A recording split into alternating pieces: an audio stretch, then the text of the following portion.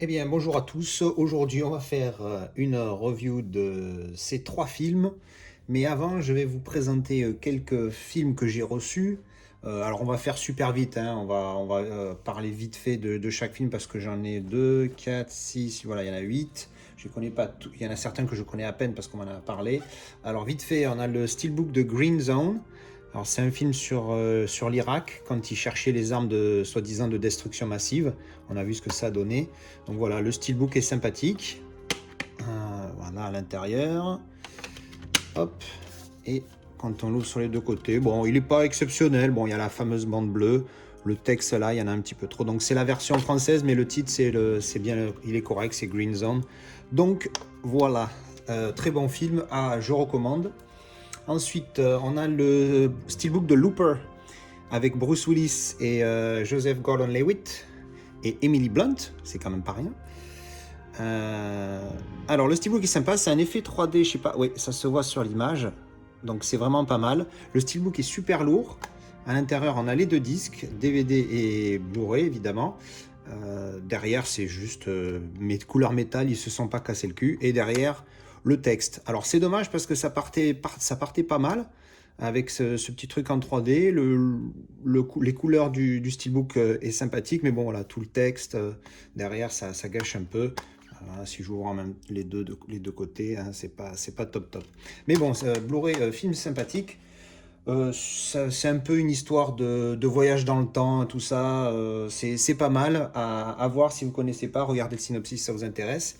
Ensuite, mon cher papa m'a recommandé quelques vieux films, parce que je lui ai parlé de certains vieux films de guerre. Alors il m'en a recommandé quelques-uns. Alors j'en ai reçu une première partie. Alors il y a Casablanca, que j'ai jamais vu. Donc je vais voir ce que ça donne. Je sais pas du tout l'histoire, hein. Mais bon voilà, donc c'est juste que je l'ai reçu récemment. Donc voilà, il y a Casablanca, il y a Operation Petticoat. Apparemment, c'est un film sur les sous-marins, mais géré par des femmes, et ce serait, enfin à l'époque, hein, c'est un vieux film des années 40-50, je sais plus, super vieux, 2019, non, ça c'est l'année de sortie du Blu-ray. Bref, donc en fait c'est plus une comédie qu'autre chose d'après ce que j'ai compris, mais bon, on va voir ce que ça donne. Ça a l'air assez sympathique, et c'est la première fois que je vois une boîte Blu-ray blanche, transparente. C'est rigolo, j'avais jamais vu ça avant. Ensuite, j'ai reçu The Road avec Viggo Mortensen. Alors, je sais même plus aussi de quoi ça parle. C'est quoi ça déjà? Alors, ben, j'allais lire pour savoir de quoi ça parle, mais apparemment, c'est la version néerlandaise. Donc, du coup, c'est écrit en Dutch, en néerlandais, et je comprends rien. Donc, voilà. Donc, il a une bonne note sur IMDb, donc on va voir ce que ça donne. J'ai reçu Prisoners avec Hugh Jackman et Jack Gyllenhaal. Alors j'adore les deux acteurs, donc ça risque de donner. Et il a une très bonne review sur IMDb, donc on va voir ce que ça donne. Le boîtier est sympa, ça change un peu, c'est tout cartonné. Et quand on ouvre, ça fait pareil, deux images là, pardon, même trois, puisqu'il y en a une ici, une là, avec le disque, le DVD à gauche, le Blu-ray à droite. Donc voilà, ça change un peu des boîtes classiques, donc celle-là on va la garder certainement si le film me plaît. Mais ça devrait, parce qu'il a une très bonne review. Un de mes films préférés auquel j'ai mis 10. Quand je le reverrai, peut-être que je vais tomber à 9 parce que je sais qu'à une époque j'étais assez enthousiaste, parce qu'il y en a très peu pour lesquels j'ai mis 10. Je ferai peut-être d'ailleurs une vidéo dédiée à mes films qui méritent 10, et peut-être après une autre sur ceux qui méritent 9, parce qu'ils sont quand même assez rares. Les 9, il y en a un peu plus, bien évidemment. Les 10, il y en a très peu, hein. On les compte sur les doigts de la main, je crois. Et les 9, il y en a un peu plus, mais c'est assez rare, hein, que je donne plus de 8. J'en ferai pas d'autres sur les 8 parce que on remarque que c'est une idée, mais bon, on verra. Donc c'est Contact avec Jodie Foster et Matthew McConaughey. Je déteste son nom parce que je sais jamais comment le prononcer. C'est un film que j'ai en DVD depuis longtemps et j'arrivais pas à trouver le Blu-ray à un prix raisonnable. Il n'y a pas de 4K. S'il y avait eu une 4K, je pense que je serais parti direct dessus. Donc voilà, en Blu-ray. Vite fait l'histoire. Alors c'est un truc sur l'espace. Une des raisons pour lesquelles c'est un de mes films préférés. Jodie Foster, en fait, c'est une scientifique qui écoute les sons spatiaux en espérant évidemment avoir un contact avec une intelligence extraterrestre. Et puis bon, ben, évidemment, hein, un jour, boum, elle rentre en contact avec ça et elle reçoit un signal qui vient de X années-lumière de la Terre. Et donc du coup, c'est l'histoire de ça. Et c'est assez pas mal. Il y a aussi le côté religion par religion qui est mêlé parce c'est une scientifique, donc elle est pas religieuse. Lui, c'est un prêtre et puis ils se rencontrent et tout. Donc c'est assez sympa. Hein. Si vous avez vu ma vidéo où j'en parle sur Hacksaw Ridge, moi je suis pas du tout religieux, donc je suis plus de son côté. Mais bon, après, chacun fait comme il veut. Mais bon, c'est vraiment un film pas mal et c'est l'esprit du film et surtout la fin qui est clé. Est vraiment vraiment bien et voilà, donc c'est peut-être pour ça que je m'étais enflammé, que j'avais mis 10. Je pense que ça mérite que entre guillemets 9, mais c'est un très bon film que si vous n'avez pas vu, à voir. Un autre film qu'on m'a beaucoup recommandé, c'est Once Were Warriors. Apparemment c'est sur pas les Mayas, comment ils s'appellent, les trucs néo-zélandais là, des All Blacks et tout, j'ai perdu le nom. Bon, ben vous avez compris. Donc ça parle de ça, c'est leur histoire apparemment, d'après ce que j'avais vu. Donc j'ai eu l'opportunité de le prendre, donc je l'ai pris.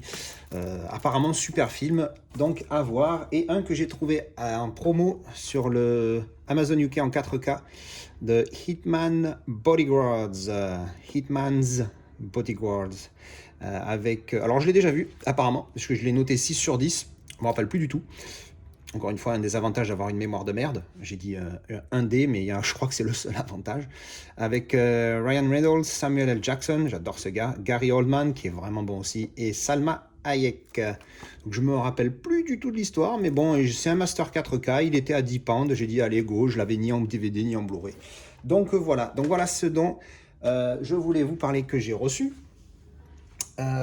Petite parenthèse, parce que vraiment ce steelbook, je crois pas que je vous l'ai présenté, mais c'est le plus beau que j'ai à mon sens. C'est Transformers Age of Extinction, donc c'est le 4e il me semble. Alors le film, c'est pas la folie, on est d'accord, mais le steelbook, l'image elle est juste, je sais pas si on voit bien, avec le flash malheureusement, je peux pas mettre trop près, parce que là on est en soirée sinon on voit rien. Le steelbook est juste magnifique, hein, j'ai essayé de le bouger pour pas trop avoir la lumière du flash sur l'image. Si je rapproche un peu, voilà. Non, le steelbook est vraiment magnifique. Alors derrière, très classique, très sobre, mais ce côté-là, il est vraiment pas mal. À l'intérieur, il n'y a rien non plus derrière, c'est très sobre aussi. Les disques avec les bonus et le DVD ouvert, donc ça fait pas une image commune. Mais au niveau de l'image de devant, je trouve que cette image, elle pète sa race, comme on dit. Donc voilà, je voulais le présenter, il est vraiment pas mal. Alors parlons donc des avis sur ces 3 films que j'ai regardés aujourd'hui. Alors on va commencer dans l'ordre.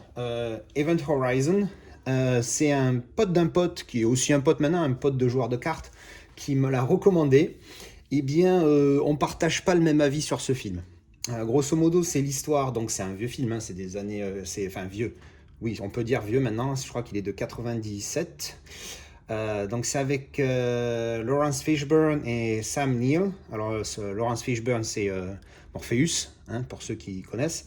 Et Sam Neill, c'est, je ne sais plus son nom, dans Jurassic Park. Alan Grant. Donc bref, l'histoire, c'est donc un vaisseau spatial qui part pour découvrir les limites de notre système solaire et qui est porté disparu pendant 7 ans. Et un jour, ils reçoivent un signal. Et donc du coup, ils lancent une mission pour voir ce que ça donne. Alors j'ai aimé la première moitié du film parce que justement, c'est le côté spatial, le côté mission spatiale. Par contre, après, ça part totalement en film d'horreur. Et alors moi je suis pas un gros fan de films d'horreur. Et puis bon après voilà, je vais pas y spoiler parce que sinon vous avez aucun intérêt. Alors évidemment hein, c'est comme mon avis, moi j'ai pas aimé, j'ai mis 2. Parce que vraiment, voilà, j'ai aimé le côté spatial au début, mais alors la fin, quand ça part en film d'horreur, c'est vraiment pas mon délire. Mais apparemment, c'est un bon film. Il a 6,7, je crois, sur IMDb, donc c'est pas mauvais. Il est sympa, il est pas dégueulasse. Niveau Blu-ray lui-même, il est propre. C'est pas la folie, hein. Comme je dis, c'est de 97 et ils ont pas beaucoup travaillé dessus, à mon avis. Donc il est pas sale, il est propre. L'audio est très basique. Il n'y a rien d'exceptionnel, j'ai pas noté quelque chose de vraiment exceptionnel. Donc bon, pas terrible, celui-là il est déjà en vente. Et ensuite on va passer aux 2 Tron. Alors je ne l'ai pas mis dans l'ordre, parce que normalement ça aurait dû être comme ça. Ouh, vilain. Voilà, là c'est mieux. Donc c'est c'est le 2, c'est Tron Legacy que je viens de finir. Donc si vous pouvez voir, il y a encore le menu là, le générique c'est fini, c'est revenu au menu du Blu-ray. Alors Tron le classique. Tron, le classique, 1982, et c'est un film qui est quasiment digital. Je vous laisse imaginer à quoi ça ressemble. Alors franchement, si vous avez vu ni l'un ni l'autre, alors très bon film. Enfin, non, pas très bon, je me suis énervé. Bon film. Mais si vous voulez voir les deux, si vous ne connaissez pas, surtout regardez le premier, l'original, en premier. Parce qu'une fois qu'on a vu celui-ci, venir voir celui-là, c'est très très dur. Déjà que c'est très dur de voir celui-ci en 2021, parce qu'effectivement en 1982, les films d'animation, enfin pas d'animation, mais les films où le CGI il est clé dans le film, ils étaient rares. Donc là c'est 80% du film, c'est ça, voire même plus.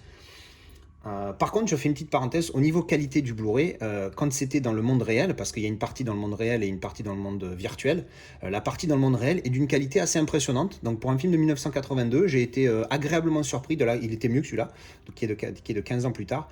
Je l'ai trouvé de très bonne facture.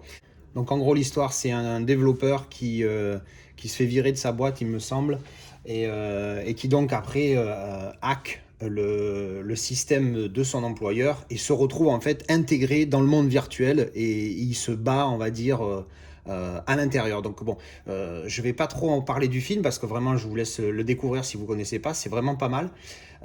Quand on le regarde par contre, il faut vraiment se dire on est en 1982. Donc 1982, c'est pas 2020 ni 2010 parce que celui-là il est de 2010. Au niveau informatique, c'était pas la folie à l'époque. Et quand on voit ce qui est, vraiment, ça fait mal aux yeux en 2021. Mais quand on se remet dans le contexte, au final, on se dit merde, les mecs, ils ont dû bosser comme des psychopathes parce que pour l'époque, c'est juste énorme. Et c'est vrai qu'on m'a expliqué que ce film avait lancé toute une génération de films, on va dire, digital. Et c'est vrai que maintenant, je comprends pourquoi on dit ça. Hein. Franchement, ça vaut le coup. C'est une bonne expérience. C'est un bon film. J'ai mis 6 sur 10.